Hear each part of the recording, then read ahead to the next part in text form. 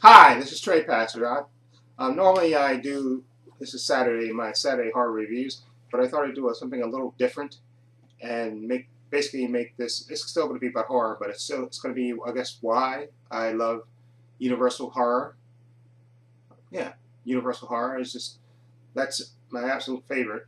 And, I like other horror, genres, but I love the ones from Universal Horror.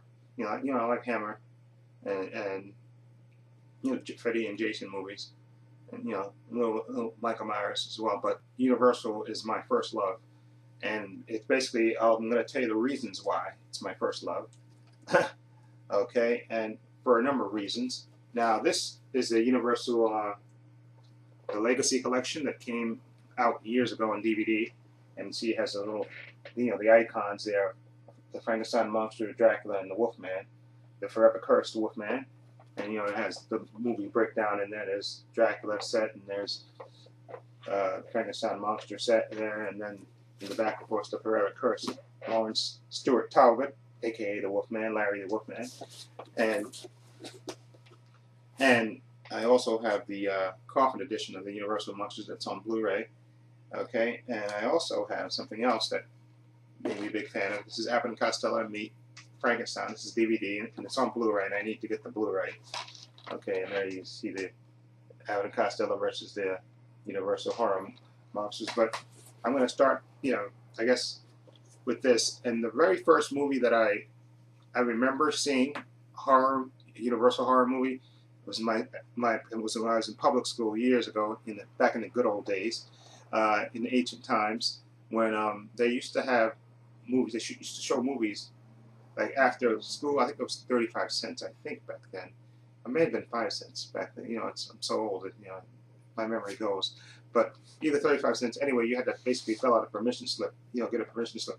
And then you get your parents to sign it, of course, saying that you could attend the after school thing, and then you pay your 35 cents or 5 cents, whatever it was. And the first movie that I saw was, of course, Frankenstein Meets the Wolfman. Okay, and that story, my little mini review of it is, of course, due to the events of the Wolfman and the Ghost of Frankenstein. Okay, the Wolfman. This spoilers for those who haven't seen that and don't want to know. This is going to be spoilers, so you can spoilers at this point. So in case you want to fast forward, uh, anyway, the beginning of this movie is like the continuation, because the Wolfman, of course, Lawrence Talbot gets killed by his father. Okay, of course, father not knowing that he's the Wolfman gets bludgeoned to death. Okay, and transforms back into Lawrence Talbot, and of course he's shocked, and then he cuts off. Okay, and then the end of Ghost of Frankenstein is when the son of the original Frankenstein tries to put the good brain of his colleague into the monster, his father's creation. Of course, his other colleague, who's so jealous of him, basically makes a deal with Igor to put his brain into the monster. Of course, so you have Igor inside the monster's body. Of course, and Igor, of course, is evil, and of course, Igor, tries to basically gas the people,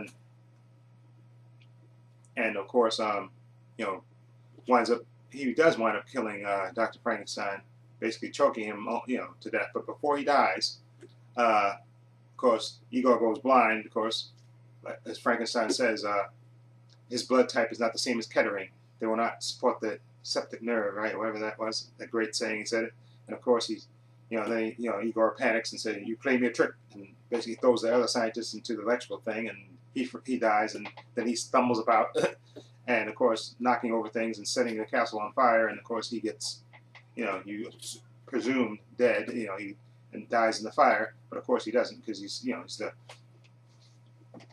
the Frankenstein monster. And I think the only way they say that you can kill the Frankenstein monster is by dissection. I think that's the only way I think you can kill him.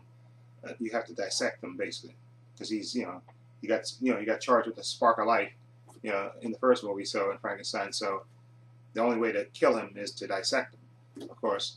And they were going to do that until they got the bright idea of putting his brain, and then he got screwed by the other scientists. But anyway, I digress. So the beginning, of course, Frankenstein meets the Wolfman is Lawrence in his grave, of course, and his father by then, of course, is long dead. But before he died, he made sure when he buried him to put wolfbane in the tomb and stuff and keep him sealed. Okay, keep him sealed so he wouldn't be exposed to the moonlight. But of course, these grave robbers disturbed that and basically, resurrect him on a full moon and take the wolfman out and expose him to the moonlight, where he miraculously because again he can't die. Okay, I think silver bullets, I think, is the only thing that can kill him. A wolf, right, or silver cane, yeah. Anyway, but or silver. Okay, but anyway, and I remember seeing that movie, and and I vividly remember the graveyard scene. That scene is probably one of the best scenes ever in a horror movie.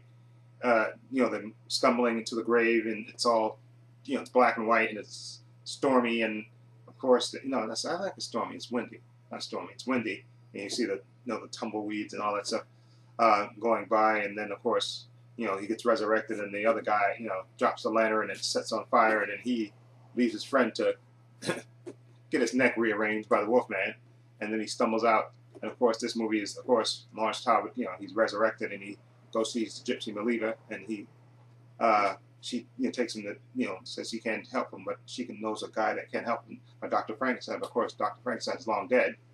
Okay, but he does change into the Wolfman once again, and of course kills a girl, I think, and then the townspeople are after him, and then he stumbles down a shaft, and then actually to the remains of the Frankenstein castle, where he finds the frozen Frankenstein monster. Of course, and basically the gist of it is he wants to die, and he has the monster try to help him find the notes, and then a scientist who was at the asylum where Lawrence Talbot stayed briefly when he was resurrected. Okay, he comes to see him, and the basic plan is to kill Lawrence Talbot and to kill the monster. But of course, the scientist gets fascinated with the monster and doesn't kill him. Instead, he recharges him, and of course, and then the monster takes a liking to the daughter of Frankenstein, the son of Frank. I guess it'd be the second son of Frankenstein. Takes a liking to her and tries to get her, and then the Wolfman gets resurrected because it's a full moon, and they clash and that. But I actually love that movie because it was just so so great. The clash. You have two monster icons battling each other, more like wrestling, or basically thrown about. Not the actual punches thrown, but to a little kid, that's just fantastic. To see two horror creatures fighting each other. That was a fascinating experience, and it just made me actually fell in love with that. And I wanted to see. I actually saw that movie before I saw the Wolfman. Okay, which is, I know it's weird, but that's the experience that I had. I saw that before I saw the Wolfman, and then when I did see the Wolfman, the original movie, I absolutely loved that movie, the Wolfman. It's just,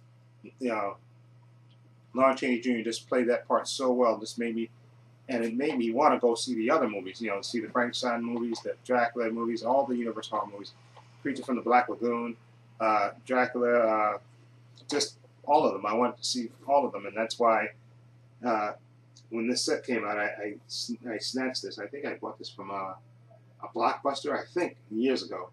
That was in Manhattan, and I bought this when it first came out. I absolutely love that, and it just made me, and I used to watch it all the time. And also another thing that made me love the Universal horror movies is I was a big Abbott and Costello fan, and in New York they used to show on Sundays on Channel 11 before the baseball games.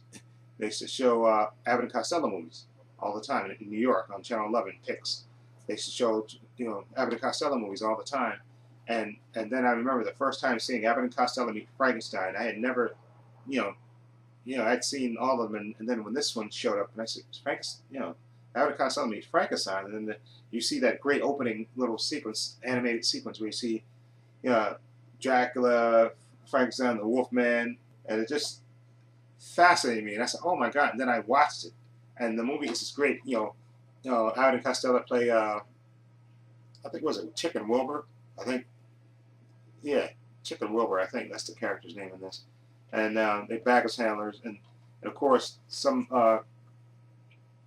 guy he's bringing over supposedly the remains of the Frankenstein monster and Dracula for an exhibit, and of course Lawrence Talbot, forever cursed Wolfman, is cursed again, and he's basically trying to give Abbott and Costello the heads up that the Dracula is trying to resurrect the Frankenstein monster, and rule the world or wherever. And basically, you have a good mix of horror and comedy in this. And I remember after seeing it and just absolutely loving it, because it was a great mix of Abbott and Costello in this, and the monsters themselves were, taken seriously. They were, you had the Abbott and Costello comedy, but the monsters themselves, they were fantastic, and I love Glenn Strange as the Frankenstein monster. I think he was second to Boris Karloff, of course, as the best actor to me to play the Frankenstein monster, because he just looked the part. He had the height, and he just looked great in the makeup. Okay, and then of course you got Bela Lugosi reprising his role as Dracula, which was fantastic. And then of course you have Lon Chaney, of course, as the Forever Cursed Wolfman.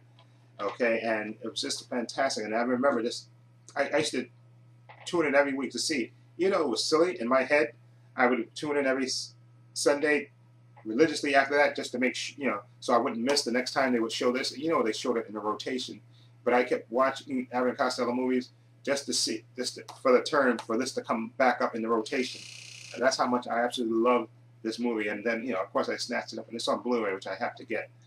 Okay, and it just made me absolutely love the Universal horror movies. Just made me love it even more.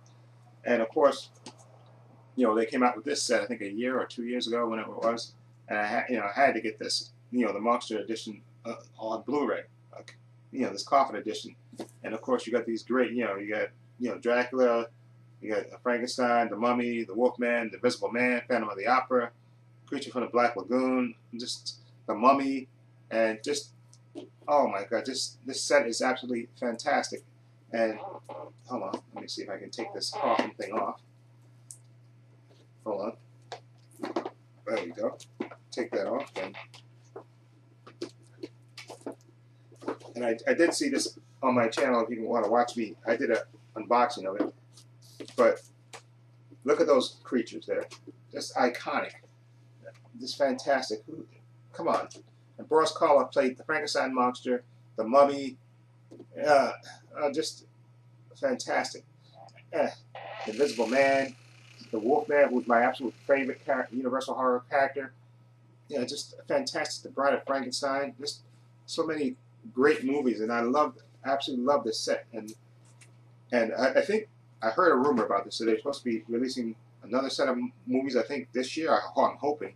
I hope that rumor is true, that every year they're supposed to release more of the Universal horror movies on Blu-ray. And I think recently they did release these titles singularly on Blu-ray, because I remember that. I think a couple of weeks ago they released these titles that are in this set on Blu-ray in the States. I think I don't know about overseas, but they released these titles on because I remember seeing them on Amazon. They released these titles, but I already have them on Blu-ray. And the only one I think I may get is the Wolfman, because like I said, he's my favorite character, so I may get that individual Blu-ray just to see if there's any special features that are not on here. And anyway, so again, my love for Universal horror is just off the charts. I absolutely love it. To me, it's just the best. Bela Lugosi, look at the caliber of actors. You have Bela Lugosi, Boris Karloff, Lon Chaney Jr., Claude Rains. Who else? I'm trying. Sorry about drawing a blank. And just the great cast of characters and the creatures. Just I'm sorry, just brings a smile to my face. Anyway, enough rambling. This video is going on way too long. I just wanted to make a little different horror video. This title of this video will be Why I Love Universal Horror, and I hope I explain myself. Like I said, I love the creatures. I love the Frankenstein monster, the whole bolts in the neck and a flat head, and of course the whole look, the whole outfit.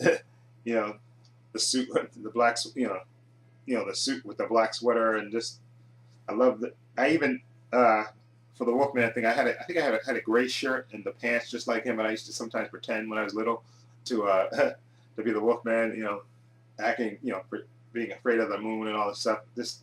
I'm sorry, I love the Wolfman. His character is just my favorite, because Lon Chaney Jr. absolutely owned that part. He made you feel so much for his character. A guy just wanted to be normal, wanted to die, he wanted to stop being a monster. Okay, and just had no choice. But I'm sorry, just fantastic. I absolutely love the Universal horrors. Anyway, let me know what you think of Universal horror and what are your favorites. What's your favorite character? Again, my favorite character again is the Wolfman, Lon Chaney. I absolutely love him, and he was the only actor to play the Wolfman, which is a great thing. And let me know what you think of Universal Horror. Who's your favorite character and why? Feel free to leave comments down below. And again, I'll upload this video on my on the Horoscope 101 channel, as well as my Trey Pastors horror reviews. And the name of this video again will be Why I Love Universal Horror. And this is Trey Pastors saying so long and take care. Ow. Oh yeah, one other thing I forgot to add. I heard on AMC Talk that they're supposed to be trying to create I guess a Universal Horror cinematic universe, which I think is a great idea. Sign me up for that. That sounds like a fantastic idea. Do the standalone movies, and like modern version, I guess, of the Wolfman, the Frankenstein monster, and Dracula, and all those the creatures of Mummy. I think the Mummy is supposed to be the first one up in the series. I would love to see that, and of course, and take it seriously. That's why I was so disappointed with Van Helsing, because I thought that was going to be a serious take on it, but Stephen Sommers put his humor in there, and I think it would have been great if they had played it straight. But this is my opinion. But anyway, I'm hoping that Universal Cinematic Universe gets kicked off the ground, and so I can see that. And what do you think of that? Let me know what you think of that cinematic universe for the Universal horror movies, monsters. I would love. That would be a fantastic idea. Anyway, just wanted to add that in. Take care.